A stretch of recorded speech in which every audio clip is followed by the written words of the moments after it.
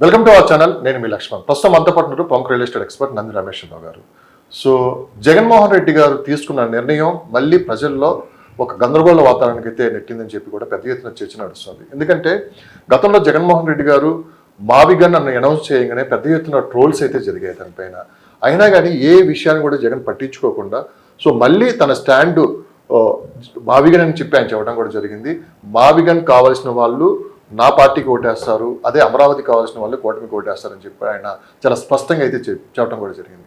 So అసలు ఆయన stand ఏంటి, ఎందుకు ఇంత స్ట్రాంగ్గా ఉన్నారు, దీని వెనక వ్యూహం ఏంటి, ఈరోజు మనతో పాటు చర్చించడానికి రమేష్ రావు గారు ఉన్నారు. ఆయనతో పాటు మాట్లాడి మరిన్ని విశేషాలు తెలుసుకున్నాం. నమస్తే సార్. నమస్తే.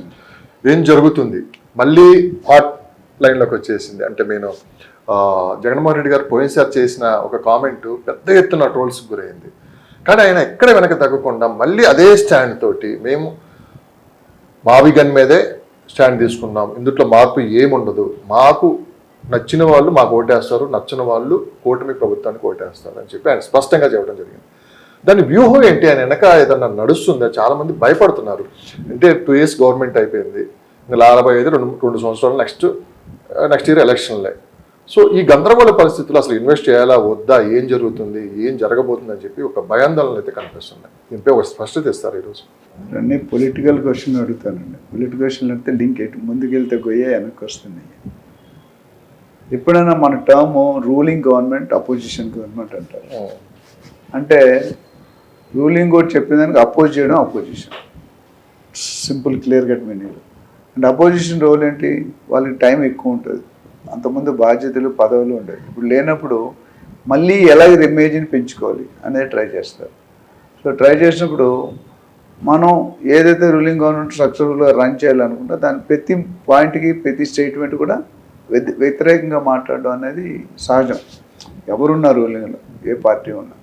అయితే ఇక్కడ ఏమవుతుంటే ఫస్ట్ టర్మ్ చంద్రబాబు గారు ఏపీ గవర్నమెంట్ సీఎం అయినప్పుడు మీరు చూసుకుంటే ఆయన చాలా స్ట్రాటజికల్ పర్సన్.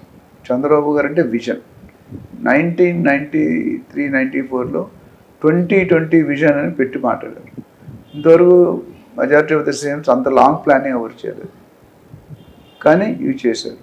ఎందుకంటే యునైటెడ్ ఏపీ ఉన్నప్పుడు 2 సార్లు ఆయన సీఎంగా ఉన్నప్పుడు కూడా ఎంత డెవలప్ చేశారు అనేది మనకందరికీ తెలుసు. సో అన్ఫార్చునేట్ అంటే స్టేట్ విడిపోవడం, మిగతా రాజకీయాల వల్ల స్టేట్ విడిపోయింది. యునైటెడ్ ఏపీలో ఉన్నాడు, హైదరాబాద్కి ఫండ్స్ ఉండేవి. ఫండ్స్ ఉన్నప్పుడు ఏదైనా చేయగలదు. ధనం జగతి మూలం అన్నది.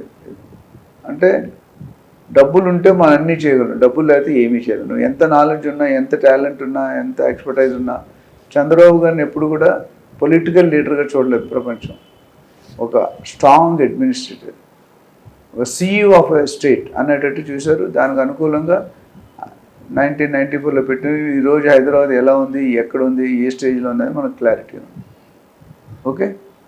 కాకపోతే రెండో గవర్నమెంట్లో వచ్చినప్పుడు మన ICUకి వెళ్ళిపోయాం.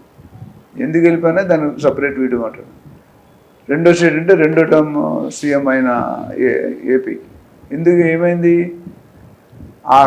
మీకు గుర్తుంటే చంద్రబాబు నాయుడు గారు పెట్టిన పాలసీ తర్వాత రాజశేఖర రెడ్డి గారు వచ్చినప్పుడు ఆయన సేమ్ పాలసీస్ ఫాలో అయ్యాడు. 5-10% మార్చారు. అంటే చంద్రబాబు గారు ఇచ్చిన స్టేట్మెంట్స్ కానీ డెవలప్మెంట్స్ కానీ ఆయన ఒప్పుకొని అంగీకరించారు. కొన్ని కొత్త స్కీమ్లు ఇంక్లూడ్ చేశారు. ప్రతి సీఎం వచ్చినప్పుడు ఏదో కొత్త చేస్తే వాళ్ళకి శివకేర్ అని ఒక రైటర్ ఉన్నారు. If you want to be recognized you should do things differently. ఆ సీఎం చేసిన ఎగ్జాక్ట్లీ ఫాలో అవ్వదు, బట్ సీఎం చేసిన కొన్ని మంచి పనులు మనం అభిమానించాలి, స్వీకరించంటే యాక్సెప్ట్ చేయాలి. కానీ ఇక్కడ రెండో టర్మ్లో ఏమైందంటే డెఫినెట్గా దేర్ ఈజ్ ఏ యాంటీ. అంటే అంతకుముందు గవర్నమెంట్ ఏమన్నారు, అమరావతిని క్యాపిటల్ చేద్దామన్నారు. ఈయన వచ్చాక ఏమైంది, అమరావతి కదా నేను 3 క్యాపిటల్ పెడతాను అన్నప్పుడు చెప్పారు. చెప్పినప్పుడు జనాలు స్ట్రైక్ మొదలుపెట్టారు. దాదాపు 1000 మంది, లక్షల మంది దాదాపు 5 సంవత్సరాలు 4 సంవత్సరాల పైన అంటే స్ట్రైక్ చేశారు. ల్యాండ్ ఓనర్స్ ఎవరైతే ల్యాండ్ పూలింగ్ ఇచ్చారో వాళ్ళందరూ ఒప్పుకోలేదు, ఇంక్లూడింగ్ లేడీస్. వర్షం, ఎండ, చలి అన్నీ తప్పించుకొని అక్కడ కూర్చొని అంటే ప్రొటెస్ట్ చేశారు.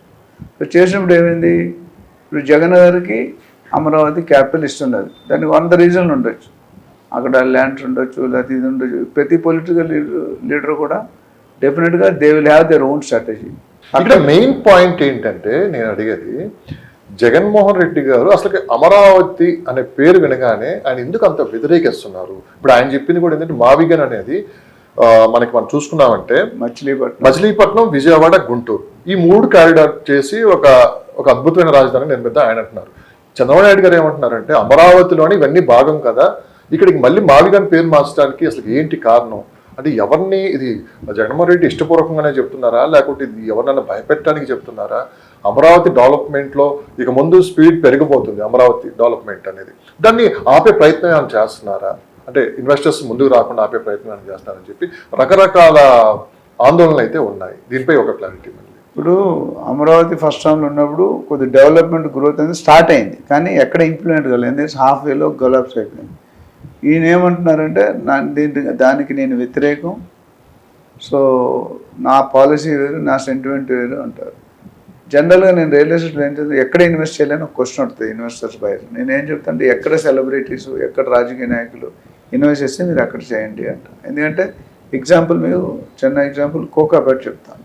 ఏమైంది, కోకాపేటలో ఒకప్పుడు 5 కోట్లు, 10 కోట్లు, 20 కోట్లు, 30 కోట్లు ఉండేది ఎకరం. ఈరోజు ఎక్కడికి వెళ్ళిందండి? 237 కోట్లు పర్ ఏకర్. ఎందుకు వెళ్ళింది? అంతకుముందు ఉన్న కేసీఆర్ ప్రభుత్వం ఒక పర్టికులర్ ఏరియాని ఫోకస్ చేసి దాన్ని కంప్లీట్ హైప్ చేశారు. సో మనకి లాభాలు రావడం మొదలు. కేసీఆర్ గారి హయాంలో వచ్చిన రియల్ ఎస్టేట్లో లాభాలు ఐ థింక్ మెజారిటీ ఏ సీఎంస్కి రాలేదు. ఎందుకంటే ఆయన ఫోకస్ వెరీ క్లియర్ ఉంది. కేటీఆర్ గారి ఫోకస్ ఈ ఏరియా ఫోకస్ చేయాలి, ఈ ఏరియాని డెవలప్ చేయాలి. ఒకప్పుడు మీరు చూసుకుంటే 30 years బ్యాక్ విజయవాడ హైవే టాప్లో ఉండేది, కానీ ఇప్పుడు వెస్ట్రన్ జోన్ ఏదైతే శ్రీశైలం హైవే, ముంబై హైవే ఉన్నాయో, ముంబై హైవే, బెంగళూరు హైవే ఏదైతే ఉన్నాయో, దాన్ని ఇన్ఫ్రాస్ట్రక్చర్, రియల్ ఎస్టేట్ పెరగాలి అంటే ఇన్ఫ్రాస్ట్రక్చర్ ఉండాలి. ఇన్ఫ్రాస్ట్రక్చర్ అనేది road connectivity, metro connectivity, train connectivity, bus అన్నీ ఉన్నాయి. అంటే జనాలు బయటకు వెళ్ళాలనుకుంటే అతి త్వరగా, అతి వేగంగా, తక్కువ టైంలో వెళ్తాం. ఓవరాల్ వచ్చాక ఏమైందో మనం చూసాం. అదే జగన్ గారు ఏమంటారంటే నా ఏరియా అది కాదు, నా ఫోకస్ ఏరియా కాదు, మేబీ ఆయనకి అసెట్లు ఉండొచ్చు, లేకపోతే ల్యాండ్స్ ఉండొచ్చు. మనం ప్లాన్ చేసినట్టు 6 నెలల ముందే తెలిసిపోతుంది ఇన్సైడ్ గవర్నమెంట్, బయట గవర్నమెంట్కి అంత తెలియదు. కానీ ఇక్కడ ప్రజలు ఆమోదించిన తర్వాత అమరావతిని జగన్మోహన్ రెడ్డికి ఇష్ట ప్రకారం చేయాలని కుదరదు కదా సార్. ఇప్పుడు ఆయన ఒక అధికారంలో ఒక 5 సంవత్సరాలు ఉంటారు, మళ్ళీ ప్రతిపక్షంలోకి వెళ్తూ ఉంటారు. ఆయనకు నచ్చినట్లు చేయాలంటే అసలు అది జరిగే పని కాదు కదా. ప్రజల్లో కూడా కాస్త వాళ్ళు అర్థం చేసుకుని ముందుకెళ్ళాలి కదా. రాష్ట్రం డెవలప్ అవ్వాలి, రాష్ట్రం ముందుకెళ్ళాలి.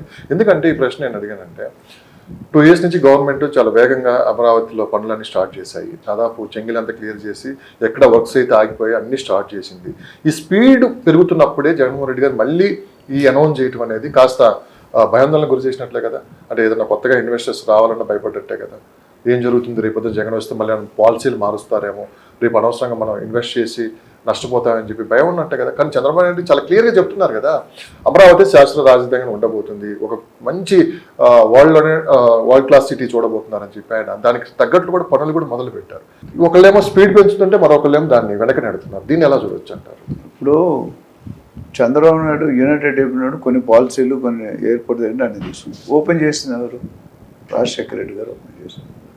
సో ఇక్కడ ప్రతి మనిషి కూడా నాకు రికగ్నిషన్ రావాలి, నాకు పావులు కావాలి అనే ఉద్దేశం అది. ఇప్పుడు చంద్రబాబు గారు చెప్పిన రూల్ ఫాలో అయితే you're just following, you're not a trend setter.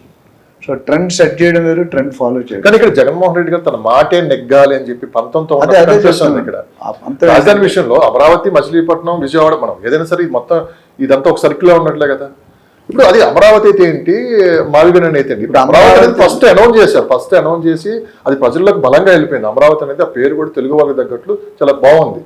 అది మావిగన్ అనే దాన్ని ఆయన తీసుకుని రావడం, ఆయన మాట నెగ్గించుకోవడానికి అనేది అంతా జరుగుతుంది. ఇప్పుడు అమరావతికి క్యాపిటల్గా ఎన్నుకోవడానికి ప్రధానమైన 2-3 కారణాలు ఉన్నాయి.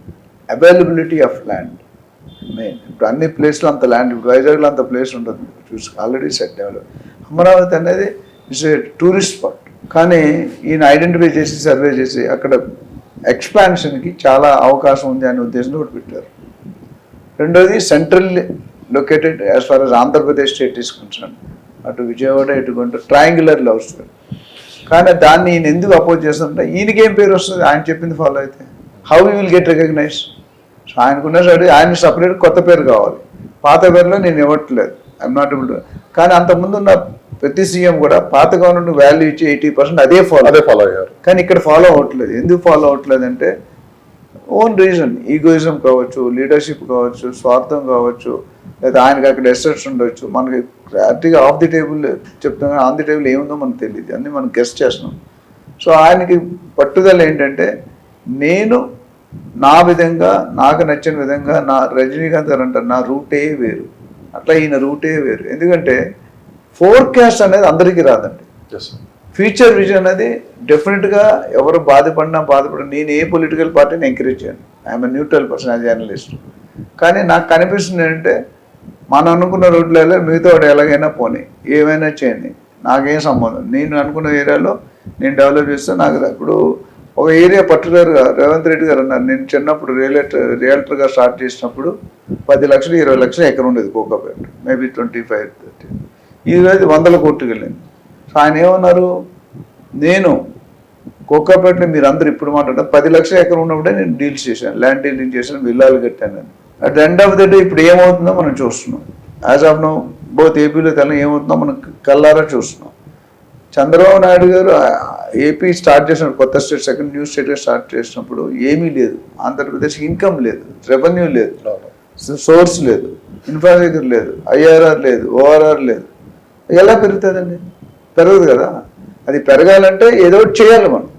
ఇప్పుడు మీ డాక్టర్ దగ్గరికి వెళ్ళినప్పుడు మందులు ఇస్తేనే మనం తగ్గుతుంది. మనంతలో క్రోసిన్, ఎనాసిన్ అనేది అందరికీ తెలుసు, కానీ వేసుకోరు. ఎందుకు వేసుకోరు? ఎంత డోస్ వేసుకోవాలి, ఎంత ఎంజీ వేసుకోవాలి, అది ఎవరు చెప్తారు? డాక్టరే చెప్తారు. అదేవిధంగా ఇప్పుడున్న సెకండ్ టర్మ్ గవర్నమెంట్ నన్ను అడిగితే ఆంధ్రప్రదేశ్ని దాదాపు 15-20 సంవత్సరాలు వెనక్కి నెట్టేశారు. నాకున్న నా పర్సనల్ ఒపీనియన్. సో నెట్టేసినప్పుడు జనాలకి భయాందోళన అయిపోయింది. ఇప్పుడు ఏమైంది, కంపేర్ టు ఫస్ట్ టైం అంటే ఈ టైంలో కొద్దిగా యాక్టివిటీస్ జరుగుతాయి. 3 లక్షల ఫండింగ్ శాంక్షన్ అయింది already. Amaravati capital and central government 15,000 కోట్లు, ఫ్యూచర్లో 1,50,000 కోట్లు రావడం ఫేజ్ వైజ్. సో దానివల్ల జనాలకి చంద్రబాబు నాయుడు గారు సెకండ్ టర్మ్లో గవర్నమెంట్ కాన్ఫిడెన్స్ ఏదైతే కోల్పోయారో, బయర్ కానీ, ఇన్వెస్టర్ కానీ, ఓనర్ కానీ, వాళ్ళు కాన్ఫిడెన్స్ రీబిల్డ్ చేస్తున్నారు. రీబిల్డ్ చేసినట్టు ఏమవుతుందంటే కొంతమంది చాలామంది బెంగళూరుకి, హైదరాబాద్కి, చెన్నైకి, మిగతా ఊళ్ళకి షిఫ్ట్ అయిపోయారు. ఎవరైతే regular investors, buyers, sellers, builders ఉన్నారు. ఇప్పుడు అంటే మొత్తం వెళ్ళిపోలేదు, పోర్షన్ ఆఫ్ పర్సంటేజ్ వెళ్ళిపోయినప్పుడు తిరిగి రావడానికి సన్నాహాలు జరుగుతున్నాయి. సో సెకండ్ టర్మ్ గవర్నమెంట్లో ఐసీయూకి వెళ్ళిపోయింది ఏపీ తాలూకా డెవలప్మెంట్. ఐసీయూ అంటే తెలుసు కదా. ఇప్పుడు ఏమైందంటే ఐసీయూ నుండి పక్కవాడికి వచ్చారు, పక్కవాడి తర్వాత జనరల్ వార్డు వస్తుంది. పక్కవాడులు ఉన్నప్పుడు ఈ కొత్త ఆయన ఇప్పుడు ఎవరైతే మాజీ సీఎం ఉన్నారో ఆయన ఏం చేసాడు, జనాల్ని డైవర్ట్ చేయాలి, జనాల్ని కన్ఫ్యూజ్ చేయాలి. కన్ఫ్యూజ్ చేస్తే కనుక మనకి అడ్వాంటేజ్. ఓట్ బ్యాంక్ ఎంత ఓటర్స్ పాలిటిక్స్ అనమాట. అంటే ఒకప్పుడు ఎక్కువ ఓల్డ్ అంటే ఎక్కువ మెచ్యూరిటీ ఏజ్ ఉన్న వాళ్ళు ఓటింగ్ ఉండేది. ఇప్పుడు 30-40% యంగ్ యూత్ అవుతుంది. So young youth are qualified, educated. వాళ్ళకి సొసైటీలో ఏం జరుగుతుంది, ఏం జరగబోతుంది, ఏం జరగాలి అనేది అనాలిసిస్ చేసుకుంటున్నారు క్లియర్గా. ఆ అనాలిసిస్ ఏంటంటే నెక్స్ట్ టైం రావాలంటే నా అట్రాక్షన్ నా వైపు తిప్పుకోవాలి కదా. అది ఎలా తిరుగుతుంది? నేనేదో కొత్త విషయం, మంచిగా చెడ్డ పడితే కొత్త విషయం వస్తే జనాలు డైవర్ట్ అవుతారు, పొలిటికల్ డైవర్షన్. అది చేసే క్రమంలో ఈ మావి గన్ అన్నది వచ్చింది. ఇప్పుడు మావి గన్కి అంతకుముందు క్యాపిటల్ ఏరియాకి మావి గన్కి ఎంత తేడా ఉందని మీకు తెలుసు. Guntur is a small city, కానీ దాన్ని వెళ్ళడానికి ఎక్కువ లేదు. వైజాగ్ ఆల్రెడీ కాస్మోపాలిటన్ సిటీ అయిపోయింది. మనకి డెవలప్ కావాలంటే ఏరియా కావాలి, ఇన్ఫ్రాస్ట్రక్చర్ కావాలి, డెవలప్మెంట్ కావాలి. అన్నిటికంటే ముఖ్యం ఓటర్ తాలూకు కాన్ఫిడెన్స్ పెంచాలి. సో దాన్ని ఎట్లా ఆపాలి? ముందరకాల బంధం ఏదంటారు కదా, ఫ్యూచర్లో అయిపోతానికి కొద్దిగా డైల్యూట్ చేయాలి. డైల్యూట్ అంటే వీక్ అవుతుంది. సో డైల్యూట్ అంటే అర్థం ఏంటి? ఇప్పటికి ఆల్రెడీ రీబిల్డ్ చేసుకుంటూ కొంత కవర్ చేసుకుంటూ ఇంకో కొంతమంది కవర్ చేయాల్సిన అవసరం ఉంది రియల్ ఎస్టేట్లో. కానీ ఇప్పుడు ఏమైందంటే ఈయన సెకండ్ స్టేట్మెంట్ ఇచ్చేసరికి మళ్ళీ కన్ఫ్యూజన్ క్రియేట్ చేసి ప్రజల్ని, ఇన్వెస్టర్స్ని, బయ్యర్స్ని, ఫారెన్ కంపెనీస్ని ఒక పాతాళ లోకంలో వెళ్ళిపోతాయి. ఆల్రెడీ ప్రజలు దిగి ఉండాల్సి, ఇంకో 2 సంవత్సరాల తర్వాత గవర్నమెంట్ పడిపోతుంది, అంటే అయిపోతుంది టర్మ్. అయిపోయినట్టు ఎవరు వస్తారు? చంద్రబాబు గారు వస్తారా? బీజేపీ మొత్తం వస్తుందా? లేకపోతే వైసీపీ వస్తుందా? ఏది వస్తుందో తెలియదు. ఆందోళన ఏం చేస్తారు? డబ్బులు ఉన్న జనాల దగ్గర డబ్బులు విడుదల చేయరు, బయటకు లాగరు, బయటకు తీయరు. ఎందుకు? మళ్ళీ ఈయన మళ్ళీ సేమ్ మావి అంటే మా పెట్టుబడులన్నీ వృధా అయిపోతాయి. సో ఆ విధంగా ఆపుతుంది. ఏపీ తాలూకా గ్రోత్ ఆగిపోతుంది. ఆగకుండా ఉండాలంటే చంద్రబాబు ట్రై చేసిన విధానం ముందుకెళ్ళనివ్వాలి. ముందు కాలం అడుగడికి అడ్డుపడ్డాడు, దినదినగన్నాం. ఇన్వెస్టర్ నిద్ర రాదు, డబ్బులు ఉంటాయి, బ్యాంకులో పెట్టుకోలేడు కొంతమంది, కొన్ని పెట్టుకున్న ఇంట్రెస్ట్ ఎక్కువ రిటర్న్స్ రావు. సో దానికి ఏం చేస్తానంటే అది డెవలప్ కాకుండా కన్ఫ్యూజన్లో పడేస్తే ఇప్పుడు అది పెరగదు, ఇది రాదు. అప్పుడు ఏమవుతుంది, in front there is crocodile, ముందుంది మొసళ్ళ పండుగ.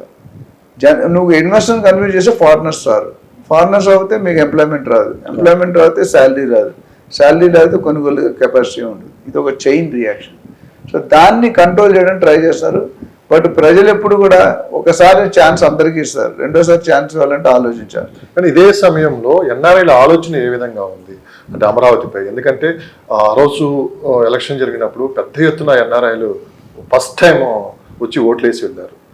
అంటే బేసిక్ ఏంటంటే ఒక పార్టీని గెలిపించుకోవాలని కొంతమంది, ఒక పార్టీని గెలిపించుకుని కొంతమంది, అలా అంతమంది వచ్చారు కదా. అంటే అమరావతి మీద దృష్టి పెట్టే కదా, అంటే మేము అమరావతి కూడా డెవలప్ అవుతుంది, మన ప్రాంతం తిరిగి వస్తున్నారు మళ్ళీ, అమరావతి డెవలప్ అవుతుంది, మన ప్రాంతం డెవలప్ అవుతుంది, మనకంటూ ఫ్యూచర్ ఉండబోతుంది అని చెప్పి చాలా మంది అక్కడ నమ్మకంతో ఉన్నారు. అలాంటి వాళ్ళు ఇప్పుడు పరిస్థితి ఏంటి ఈ కన్ఫ్యూజ్ వాతావరణంలో? ఎన్ఆర్ఐల పరిస్థితులు అసలు ఇప్పుడు ఓవరాల్గా గ్లోబల్ వైజ్ చూసుకుంటే అసలు బాగాలేదు. అలాంటి సందర్భంలో ఇప్పుడు అమరావతిపై దృష్టి ఎలా ఉందంటారు? ఇది చాలా పెద్ద క్వశ్చన్ లక్ష్మీనారాయణ. ఎందుకంటే ఎవరైతే ఇన్వెస్టర్స్ ఉన్నారో వాళ్ళని టోటల్గా బ్లైండ్గా కన్ఫ్యూజన్ లేదు, అతాపతా లేదు, దశ దిశ లేదు. ఇప్పుడు మనం పెట్టాలంటే నాకు క్లారిటీ ఉండాలి కదా, క్లారిటీ లేకపోతే ఎట్లా వస్తుంది? క్లారిటీ లేదు, మిస్సింగ్. ఆ మిస్సింగ్ని కన్ఫ్యూజన్ ఆల్రెడీ ఉంది. ఇంతకుముందు మావి గారు రాకముందు కూడా కొద్ది కన్ఫ్యూజన్. నెక్స్ట్ టైం డే 1 నుండి వాళ్ళు స్టార్ట్ చేసినప్పుడు వైసీపీ పడిపోయినప్పుడు డెఫినెట్గా ఏదో ఒకటి మళ్ళీ చేసి పవర్లోకి రావాలనేది ట్రై చేస్తారు. సో చేసినప్పుడు మీరు ఎన్ఆర్ఐస్ ఉండారు. ఎన్ఆర్ఐ హైదరాబాద్ వెస్ట్ జోన్ పెరిగిన కారణం మెయిన్ ఐటీ అండి. సాఫ్ట్వేర్ ఇండస్ట్రీ వాళ్ళు పుష్కలంగా, ఎందుకంటే 3 లక్షలు, 4 లక్షలు, 5 లక్షలు నుండి 10 లక్షల శాలరీ ఉంది ఎన్ఆర్ఐస్కి. ఆ శాలరీలో 2 లక్షలు, 3 లక్షలు ఈఎంఐ కింద కొనుక్కున్నారు రెంట్ కట్టే బదులు. సో ఆ విధంగా ఒకడు కొన్నాడు. ఎంటైర్ ఎన్ఆర్ఐ కానీ rest of the world is looking at Hyderabad is a global real estate destiny. అదేవిధంగా అమరావతి కూడా ప్లాన్ చేద్దాం అన్న ఇది డెవలప్ చేసింది చంద్రబాబు గారు, అక్కడ డెవలప్ చేయబోయేది చంద్రబాబు గారు. సో దీనికంటే బాగా ఇప్పుడు ఏంటంటే ఇప్పుడున్న ఆంధ్ర సీఎంకి తెలంగాణ కాంపిటీషన్ నడుస్తుంది, ఇద్దరు ఒకటే పార్టీ, ఒకరి కింద ఒకరు పెరిగారు. సో చంద్రబాబు గారి ప్రయత్నం ఉంటుందంటే ఇన్వెస్టర్ నేను మళ్ళీ తీసుకోవాలి, ఫారెన్ కంపెనీలు తీసుకోవాలి, డేటా సెంటర్ తీసుకోవాలి, Google, Microsoft, Yahoo, Facebook, top of the top companies హైదరాబాద్లో ఉన్నాయి. ఆయన చంద్రబాబు గారి కెరీర్ ఎక్కడ నాకు తెలిసిందంటే ఐఎస్బి, మైక్రోసాఫ్ట్ ఫస్ట్ ఇండియాకి వచ్చారు హైదరాబాద్కి. దాని తర్వాత అన్ని ప్రపంచంలో ఉన్న ఏ సాఫ్ట్వేర్ కంపెనీ హైదరాబాద్లో బ్రాంచ్ ఉందా లేదా? సార్ ఇంత డెవలప్మెంట్ హైదరాబాద్లో మనం చూసిన తర్వాత చంద్రబాబు నాయుడు గారి టైంలో ఇప్పుడు ఎందుకు భయపడుతున్నారు? అంటే కేవలం ఆయనకు ఒక విజన్ ఉంది, ఆయన ఉంటే ఖచ్చితంగా ఆ ప్రాంతం డెవలప్ అవుతుంది అని చెప్పి చాలా మందికి దాదాపు 80% పీపుల్కి బిలీవ్ చేస్తుంటారు. కానీ ఎందుకు ఇంత కన్ఫ్యూజన్లోకి వెళ్ళిపోయారు ఒకసారి? అంటే ఒక కేవలం పొలిటికల్ డ్రామా ఒకటి నడుస్తుంది, దానివల్ల ఈ నష్టం అంతా జరుగుతుందంటే మీరేమంటారు? సో పొలిటికల్ డ్రామాస్ వల్ల ఏమవుతుంటే రాష్ట్రం అభివృద్ధి ఆగిపోతుంది.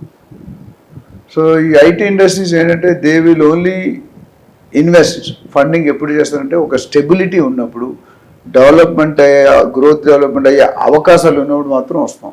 ఇప్పుడు మనం ఇల్లు కొనుక్కున్నాం, ల్యాండ్ యాదగిరిగుట్టలో కొనుక్కున్నారు, 20 సంవత్సరాల ముందు ఉన్న రేటుకి డబుల్ కూడా అవ్వలేదు కొన్ని ఏరియాలు. ఎందుకు? అక్కడ ఇన్ఫ్రాస్ట్రక్చర్ ఏముంది, గుడి తప్ప అక్కడ ఏం లేదు.